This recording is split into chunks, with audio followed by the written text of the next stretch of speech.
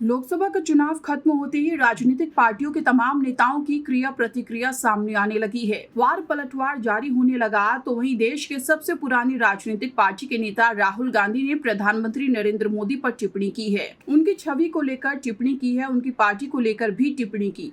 आपको बताते चले कि चुनाव के नतीजे के बाद राहुल गांधी ने एक विदेशी मीडिया को अपना पहला इंटरव्यू दिया। उसमें उन्होंने एक बड़ा बयान दिया कि प्रधानमंत्री मोदी की छवि खत्म हो चुकी है। राहुल गांधी यही नहीं रुके, उन्होंने आगे ये भी कहा कि ये मोदी की सरकार कमजोर है, उसको सत्ता में टिकने के लिए संघर्ष करना पड़ेगा। ऐसे ही तमाम बयान राहुल गांधी की तरफ से और भी दिए गए। आपको बता दें कि जिस तरह से इस लोकसभा चुनाव के परिणाम आए, किसी को भी यकीन करने के लिए ठीक उसी प्रकार कुछ पल की जरूरत होती है जैसे किसी प्यासे का पानी पीने के बाद। आपको बता दें कि जिस तरह से इस लोकसभा चुनाव के परिणाम आए, किसी को भी यकीन नहीं हुआ। अगर 2019 के लोकसभा चुनाव के नतीजे को उठाकर देखें तो भारतीय जनता पार्टी, जिसने पूरे देश समेत देश के सबसे बड़े सूबे उत्तर प्रदेश पर भी कुछ सीटों को छोड़ दें तो सब पर कब्जा कर रखा था, तो वहीं राहुल गांधी को अपना गढ़ बचाने में भी एड़ी चोटी का जोर लगा देना पड़ा था। उसके बावजूद भी अमेठी हाथ से सरक गई थी।